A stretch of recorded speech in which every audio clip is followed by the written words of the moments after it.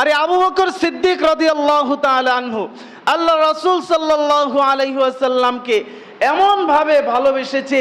আল্লাহ রাসূল আবু বকর সিদ্দিক রাদিয়াল্লাহু তাআলা আনহুর রানের উপর শুয়ে ঘুমিয়ে গিয়েছে। আবু বকর সিদ্দিক রাদিয়াল্লাহু তাআলা আনহুকে সাপ এসে দংশন করেছে। আবু বকর সিদ্দিক রাদিয়াল্লাহু তাআলা আনহুর শরীর সাপের বিষে নীল হয়ে গিয়েছে, নীল বর্ণ হয়ে গিয়েছে।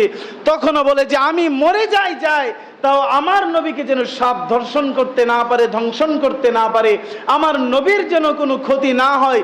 সেই আবু বকর নবীর জন্য যখন প্রত্যেকটা ক্ষণে ক্ষণে জীবন দেওয়ার জন্য প্রস্তুত হয়ে গিয়েছে, আপনি ধারণা করতে পারেন না। সেই আবু বকর সিদ্দিক রাদিয়াল্লাহু তাআলা আনহু গাছের পাতার দিকে তাকিয়ে তাকিয়ে বলতো, ইয়া আবু বকর, হে আবু বকর তুই গাছের পাতার দিকে তাকিয়ে দেখ।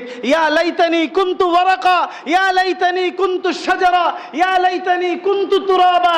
হে আবু বকর, তুই আবু বকর হয়ে, তুই আবু বকর না হয়ে যদি তুই গাছের পাতা হয়ে যাইতি, আবু বকর রে তুই আবু বকর না হয়ে যদি গাছ হয়ে যাইতি, আবু বকর রে তুই আবু বকর না হয়ে যদি তুই মাটি হয়ে যাইতি, তাহলে তো তোর হাসরের ময়দানে আল্লাহর সামনে দাঁড়াতে হতো না।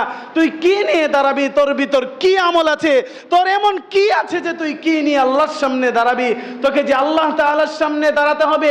ফাআম্মা মান খাফা মাকামা রাব্বিহি ওয়া নাহান নাফসা আনিল হাওয়া মাকামা রাব্বি। আল্লাহর সামনে যে তুই দাঁড়াবি রে আবু বকর, কি নিয়ে তুই দাঁড়াবি? তুই গাছের পাতা হয়ে যেতে পারলি না। ও মুসলমান, আপনাকে বলবো, আবু বকর সিদ্দিক রাদিয়াল্লাহু তাআলা আনহুর চেয়েও কি আপনার ঈমানের জোর বেশি হয়ে গেছে? সবাই বলেন, বেশি হয়ে গেছে? আবু বকর সিদ্দিক রাদিয়াল্লাহু তাআলা আনহুর চেয়ে কি নবীর প্রতি আপনার আমার ভালোবাসা বেশি হয়ে গেছে? আবু বকর সিদ্দিক রাদিয়াল্লাহু তাআলা আনহুর চেয়ে কি আপনার আমার আমল বেশি হয়ে গেছে? কোনোটাই না। আবু বকর সিদ্দিকের চেয়ে আপনার আমার আমলের পাল্লা ভারী করা সম্ভব নয়।